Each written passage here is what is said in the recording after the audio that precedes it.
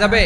উনি বললেন ওরা জবাই করে দিলে নেওয়া যাবে না, কিন্তু ওরা যদি ফলমূল এরকম খাবার দেয় এগুলো নেওয়া যাবে। তার মানে অমুসলিমদের দেয়া উপহার এটা গ্রহণ করা যায়। সুবহানাল্লাহ বলেন। শুধু তাই নয়, বিষ্ণু ঈসা ইসলাম অমুসলিমদের সাথে আর্থিক লেনদেনও করেছেন, ফিনান্সিয়াল ডিলিং করেছেন।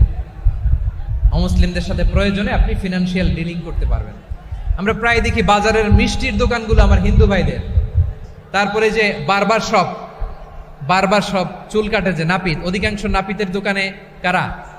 আমার হিন্দু ভাইরা। তা আপনি চুল কাটতে পারবেন কিনা বলেন? পারবেন। তার দোকান থেকে দই মিষ্টি কিনতে পারবেন কিনা? হ্যাঁ, আমার মুসলিম ভাইয়ের দোকান থাকলে ওইটারে আমি বেশি প্রায়োরিটি দিব, ঠিক কিনা?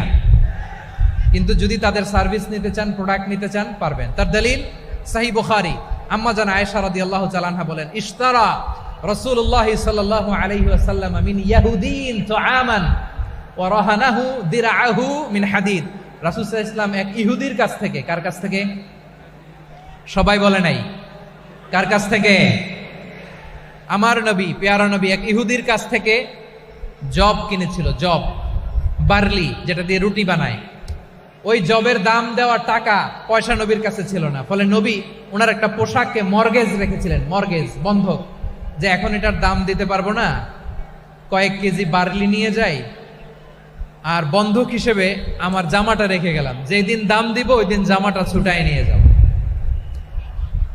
সুবহানাল্লাহ পড়বেন না? বাকিতে নিছিলেন, বাকিতে। দিরআহু মিন হাদিদ, লোহার তৈরি বর্ম, মানে যুদ্ধের পোশাক, লোহা দিয়ে বানানো।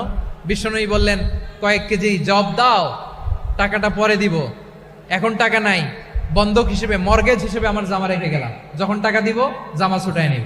আওয়াজ করে বলতে হবে।